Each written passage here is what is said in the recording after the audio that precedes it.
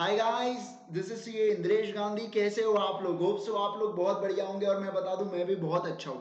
चलिए गाइस, मैं आज आपके लिए लेके आ रहा हूं बेटा सेल ऑफ गुड्स एक्ट का एबीसी एनालिसिस, जिसका आप लोगों को था बेसब्री से इंतजार। वो शुभ घड़ी अब आ चुकी है।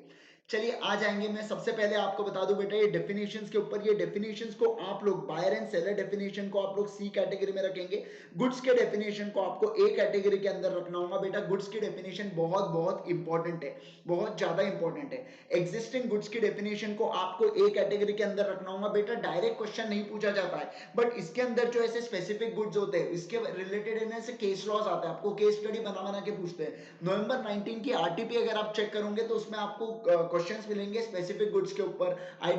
एसर्टेन, अनएसर्टेन, ये पर्टिकुलर जो टाइप्स है उसके अंदर आपको मिल जाते हैं, राइट। कंटिंजेंट गुड्स की अगर मैं बात करूं बेटा, ये भी आपको मतलब ये गुड्स की डेफिनेशन में बेसिकली सारी चीजें कवर हो जाती है। डिलीवरी की बात करूं बेटा, डिलीवरी की चीजें भी आपको बी कैटेगरी के अंदर रखना है। इसमें आपको एक चीज बताऊं कि बेटा ये जो है कंस्ट्रक्टिव डिलीवरी और जो सिंबॉलिक डिलीवरी है, ये दोनों चीजें आपको ध्यान रखना बहुत बहुत आवश्यक है। ये दोनों चीजें बहुत इंपॉर्टेंट पड़ती है बेटा, बहुत ज्यादा इंपॉर्टेंट पड़ती है दोनों चीजें। हाँ हाँ हाँ, ठीक है। तो ये चीज आपको ध्यान में रखना है। उसके बाद document of title of goods में आप एक बार पढ़ के चले गए तो हो जाएगा। बी कैटेगरी में मैं इसको क्लासिफाई करना चाहूंगा। मर्केंटाइल एजेंट को कृपया करके ए कैटेगरी में यहाँ पे क्लासिफाई मत कीजिए, क्योंकि आगे इसका डिटेल में आता है, ठीक है। चलो ए कैटेगरी में यहाँ के लिए डेफिनेशन के लिए मैं इसको कोई कैटेगरी अलॉट नहीं करता हूँ, क्योंकि आगे इसमें डिटेल में हम लोग चर्चा करते हैं। फिर प्रॉपर्टी की अगर बात करूं बेटा, प्रॉपर्टी के अंदर आपको कंफ्यूज होता है कि जनरल प्रॉपर्टी कौन सी, स्पेसिफिक प्रॉपर्टी। वैसे वो इंपॉर्टेंट नहीं होता है, बट स्टिल आप लोगों इसको आप लोग को लिखेंगे बी कैटेगरी के अंदर, ठीक है। इंसॉल्वेंट प्राइस और इसके अंदर कोई भी ये नहीं होंगी, ये सी कैटेगरी के अंदर आ जाएगा। नेक्स्ट मैं बात करता हूं बेटा sale and agreement to sale. ये इंपॉर्टेंट डेफिनेशन है, इसलिए मैं आपको इसको बी कैटेगरी दे रहा हूं। क्यों? मतलब सर इंपॉर्टेंट बोल रहे हो और आप बी कैटेगरी दे रहे हो, ऐसा भेदभाव क्यों बेटा? ऐसा भेदभाव इसलिए मेरे यारो, क्योंकि ये गुड्स की डेफिनेशन आपको कोई पूछेगा नहीं, लेकिन आपको सेल और एग्रीमेंट टू सेल वाला है ना, सेल और एग्रीमेंट टू सेल है, ये चीज आपसे जरूर जरूर पूछेंगे कि भैया कब सेल हुआ है, क्योंकि सेल में ओनरशिप ट्रांसफर होती है। एग्रीमेंट टू सेल केस में ओनरशिप ट्रांसफर होती है क्या भैया? ओनरशिप आपकी ट्रांसफर नहीं होती है एग्रीमेंट टू सेल केस में, राइट। नेक्स्ट आपको डिस्टिंक्शन, एक चीज ध्यान रखेंगे आप लोग, डिस्टिंक्शन मेरे यारो आपको क्या लिखना होगा?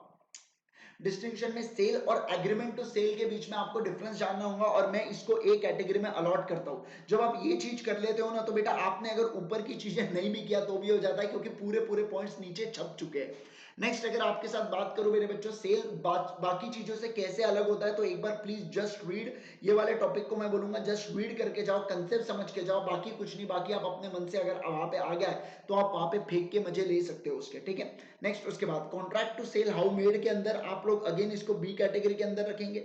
फिर subject matter of the contract of sale को भी आप बी कैटेगरी के अंदर रखेंगे। नेक्स्ट उसके बाद एसर्टेनमेंट ऑफ प्राइस को कृपया करके आप ए कैटेगरी के अंदर रखेंगे। नेक्स्ट नेक्स्ट नेक्स्ट यहाँ पे आपका पहला यूनिट कंप्लीट होता है। नेक्स्ट मैं बात करता हूँ बेटा सेकंड यूनिट की बात करता हूँ, stipulation as to the time introduction.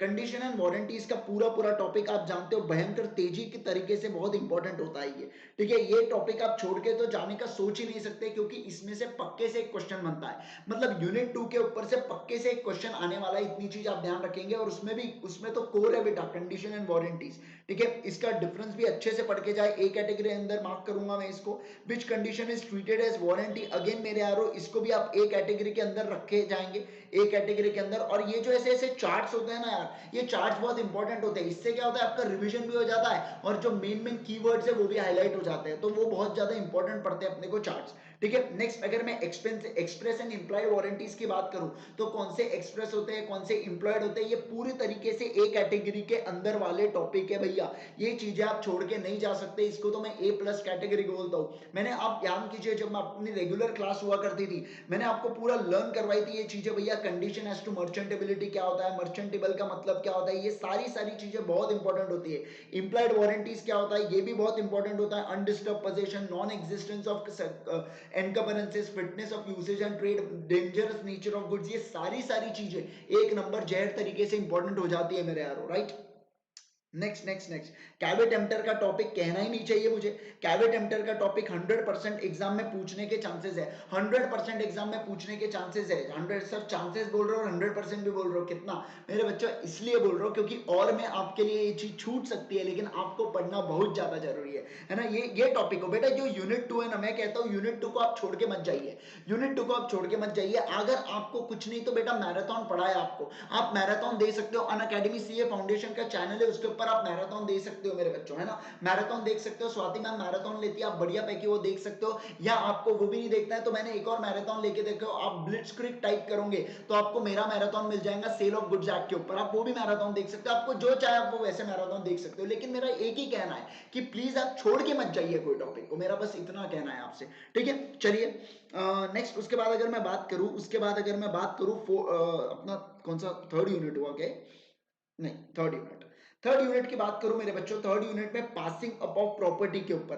Passing up of property sir important है क्या? यस बेटा काफी इंपॉर्टेंट है कि कब प्रॉपर्टी ट्रांसफर होती है, क्योंकि रिस्क है तो इश्क है, यहाँ पे तो रिस्क की ट्रांसफर हो रही है, आप जानते हो बेटा। रिस्क जब ट्रांसफर हो रही है तो सीधी सी बात है बहुत ज्यादा इंपॉर्टेंट हो जाता है पासिंग अप ऑफ प्रॉपर्टी। काफी इंपॉर्टेंट चीज बनती है मेरे बच्चों पासिंग अप ऑफ प्रॉपर्टी। उससे क्या होता है, बेसिकली रिस्क ट्रांसफर हो जाता है, ठीक है। तो उस चीज के लिए बहुत ज्यादा इंपॉर्टेंट है, ये मैं आपको रेगुलर नोट से ही मार्क करा रहा हूँ। आप देखे होंगे अपने बहुत मेहनत कर करके मेरे यार वो चीजें पढ़ी है ना, मस्त मस्त एक एक चीजों के बहुत सारे एग्जांपल्स आपको दिया है, तब जाके आपके माइंड में वो सेटल डाउन हो गई ये चीजें। तो अगेन थर्ड यूनिट बहुत ज्यादा इंपॉर्टेंट पड़ता है अपने काम के लिए। अब मैं बात करूंगा, देखो ये लाइन से ही आपको पूरा समझ जाएगा, risk prima facie passes with the property. लेकिन मैं इसको बोलूंगा भैया बी कैटेगरी में रखना, क्योंकि ये चीज आपको आती है, इसलिए इसको बी कैटेगरी में डाल रहा हूं मैं, है ना। ये चीज आपको आती है मेरे बच्चों की, जिसका डिफॉल्ट हुआ उसकी रिस्क हम लोग मान लेंगे। वैसे तो रिस्क के साथ, वैसे तो प्रॉपर्टी के साथ रिस्क ट्रांसफर हो जाती है, लेकिन अगर कुछ डिफॉल्ट हो जाता है तो जिस पार्टी ने डिफॉल्ट किया है उसकी बजाई जाती है, हम लोग देखते हैं, देख चुके हैं हम लोग। फिर हम बात करेंगे ट्रांसफर ऑफ टाइटल की। बेटा ट्रांसफर ऑफ टाइटल का मतलब क्या हुए, ट्रांसफर ऑफ टाइटल का मतलब क्या हुए, ट्रांसफर ऑफ टाइटल का मतलब ये होता है कि भैया आखिर जो टाइटल ऑन गुड्स होता है, जो भैया सेक्शन 27 टू 30, मतलब जो टाइटल ऑफ गुड्स है वो कब ट्रांसफर होता है, तो उसके बारे में बात होती है। तो इसको आप लोग रखेंगे ए कैटेगरी के अंदर, इसको भी ए कैटेगरी के अंदर रखेंगे। इसके एक्सेप्शन बहुत ज्यादा इंपॉर्टेंट होते हैं, ठीक है। Performance of contract of sale की अगर मैं बात करूं तो ये हम लोग इंडियन कॉन्ट्रैक्ट एक्ट में वैसे हम लोग पढ़ के आती है बहुत सारी चीजें, इसलिए मैं इसको बी कैटेगरी में रखने का कहूंगा, क्योंकि मैक्सिमम चीजें आप लोग पढ़ के आ चुके हो। बस आपको जो सेल ऑफ गुड्स एक्ट से रिलेटेड चीजें है बस उतने को फोकस करना है, देन उसके बाद आप लोग आगे बढ़ सकते हैं, राइट। उसके बाद अगर मैं बताऊं बेटा फोर्थ कौन सा, sale of goods act fourth, इसकी बात करता हूं अनपेड सेलर। अनपेड सेलर की बात करूं ए कैटेगरी के अंदर आता है। हर अल्टरनेट एग्जाम में, हर अल्टरनेट एग्जाम में आपको क्वेश्चन पूछे जाता है ये पर्टिकुलर चीजों से, हर अल्टरनेट एग्जाम में मेरे बच्चों क्वेश्चन पूछते हैं आपसे, है ना, अनपेड सेलर के ऊपर। फिर right of an unpaid seller, तो मेरे बच्चों मतलब क्या बताऊं आपको, ये तो 101% इंपॉर्टेंट है, मतलब A plus plus plus million times कर देना, इतना ज्यादा इंपॉर्टेंट है मेरे यारो। राइट्स ऑफ अनपेड सेलर बहुत ही धुआंधार तरीके से इंपॉर्टेंट बन जाता है rights of unpaid seller guys, right. उसके बाद अगर मैं बात करूं right of an unpaid seller में, आप लोग ये देख सकते हो कौन से राइट्स आते हैं करके, राइट्स कौन से आते हैं आप लोग जानते हो, उसके अंदर टर्मिनेशन, फिर right of stoppage and transit, जो भी सारे राइट्स होते हैं वो आपको पूरे अच्छे से करके जाना होता है, उसमें कोई भेदभाव नहीं करना आपको कि ये राइट नहीं पढ़ूंगा वो राइट नहीं पढ़ूंगा, पूरी चीजें पढ़ के जाओगे, ठीक है। उसके बाद rights of unpaid seller against buyer, buyer के अगेंस्ट कौन से राइट्स आते हैं, तो भैया ये भी चीज को आपको कौन से कैटेगरी में रखना है, ए कैटेगरी में रखना है, ए प्लस नहीं बोलूंगा, ए कैटेगरी के अंदर रख दोगे तो भी चल जाएगा। फिर रेमेडीज आपके पास कौन सी रेमेडीज अवेलेबल होती है अगेंस्ट द सेलर। देन उसके बाद ऑक्शन सेल इतना इंपॉर्टेंट नहीं होता है, बट स्टिल कभी कभार इतने पास्ट आरटीपीज और एमटीपी की अगर मैं बात करूं तो 1 से 2 बार, मतलब लास्ट 6 अटेम्प्ट्स में 1 से 2 बार ये पूछा गया था, और ये बहुत ही सिंपल होता है, बहुत ही ज्यादा सिंपल होता है यार। फॉल ऑफ हैमर वाला आपको याद है कि नहीं याद है, मैंने वो हथौड़ा लेके आया था और फॉल ऑफ हैमर किया था, तो मैं फिर बोला था कि भैया ये सोल्ड हो गया इसको गुड्स, है ना। तो वो सब चीजें बहुत इंपॉर्टेंट होती है, मतलब इतना बहुत इंपॉर्टेंट, सॉरी बोल रहा हूँ, वो चीज इतनी इंपॉर्टेंट नहीं होती है, बस आपने अगर कंसेप्ट समझ के चले गए बेटा तो बस वाह भाई होने वाली आपकी, वाह भाई होने वाली आपकी, ठीक है। Inclusion in rate of taxes कहने का मतलब ये होता है कि बायर और सेलर के बीच में अगर एग्रीमेंट होता है और उसमें अगर टैक्सेस कम या ज्यादा होते हैं भैया, तो अल्टीमेटली इफेक्ट उसका किस पे आता है भैया, बायर के जेब पे पड़ता है, ठीक है। अनलेस अदरवाइज अगर आपने कुछ और एग्री किया होगा तो उसका पूरा इफेक्ट किसके ऊपर पड़ता है भैया, बायर के जेब के ऊपर पड़ता है, ठीक है। तो ये पूरा एबीसी एनालिसिस था, इसको मैं बी कैटेगरी के अंदर रखूंगा क्योंकि कोई है नहीं और मुझे नहीं लगता इंस्टीट्यूट ने इसमें से क्वेश्चन पूछना चाहिए आपसे, राइट गाइस। तो ये था पूरा एबीसी एनालिसिस ऑफ द सोगा, आपने मुझसे डिमांड किया था, मैंने आपको दे दिया। अगर आपने अभी तक इस चैनल को सब्सक्राइब नहीं किया तो प्लीज इस चैनल को सब्सक्राइब कर लीजिए।